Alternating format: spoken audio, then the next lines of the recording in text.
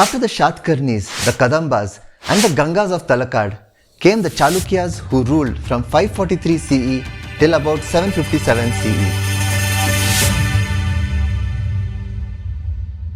Hi, welcome to our second episode of Maya Sabha, the virtual museum. In this episode, let's look into the history and architecture of Chalukyas of Badami or Vatapipura. If you're new to this channel, you may check out our first episode on the Hoysala dynasty. The link is up here and the description down below. Shri A.P. Karmakar, in his book A Cultural History of Karnataka, divides the Chalukya dynasty broadly into four branches: the Chalukyas of Badami, Chalukyas of Kalyani, Chalukyas of Gujarat, and the Chalukyas of Vengi. Jayasimha I and Ranaraga were the first rulers of Chalukyas of Badami, also referred to as the Western Chalukyas. The initial capital was at Aihole. In the year 559 CE, Satya Shreya Shri Pulakeshi Vallabha was the first great prince of the family. Also known as Pulakeshi I, he made Vatapipura the capital and performed Ashwamedha sacrifice. His son Kritivarman subjugated the Nalas. The Mauryas were brought under subordination and the Kadambas of Banavasi were reduced by him. It was during this period of Mangalesha from 598 to 610 CE the construction of cave temples were completed and a Vishnu temple was built in Badami. Overlooking the Agastya Tirtha lake, the Badami Caves occupy a very important place in the heritage of history of Karnataka. 4 rock-cut caves adorned with ancient carved pillars and a bracket figure was cut out of red sandstone.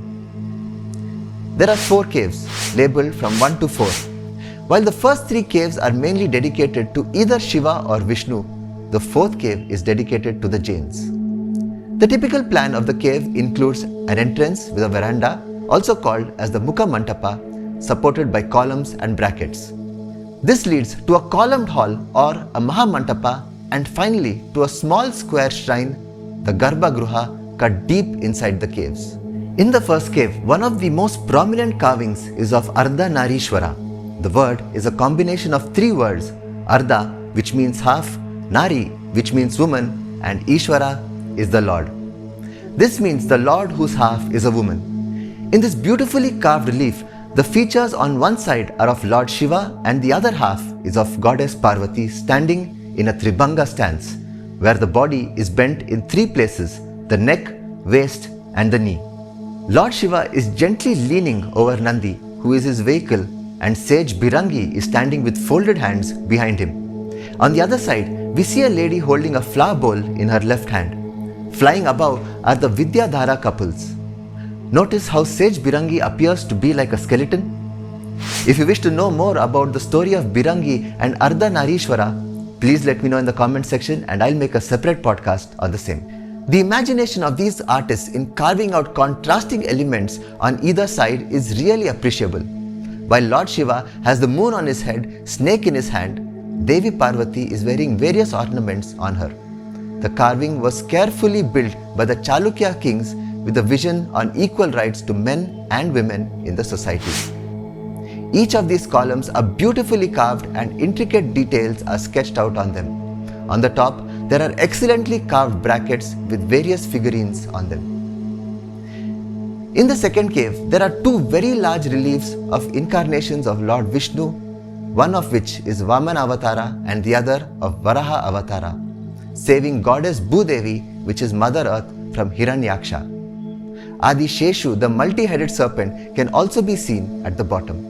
Incidentally, this was also the insignia of the Chalukya dynasty. Well, now it's time for some trivia. Varaharupam Daiva Varishtam.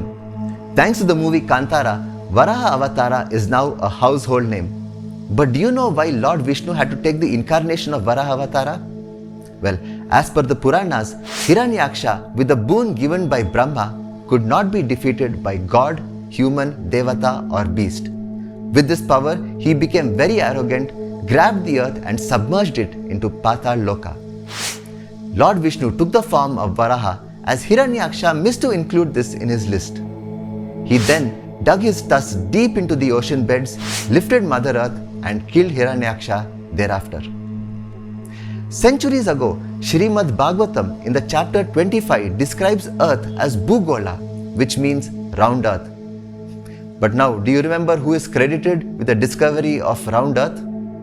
Well, I leave you with this thought until our next podcast. If you like our content, please hit the like button, share and subscribe to our channel. Thank you. मूर्धन्यर्पितम् अणुपत्सहस्रमूर्ध्नो भूगोलं सगिरिसरित्समुद्रसत्त्वम् आनन्त्यात् अनिमितविक्रमस्य भूम्नः को वीर्याण्यधिगणयेत् सहस्रजिह्वः।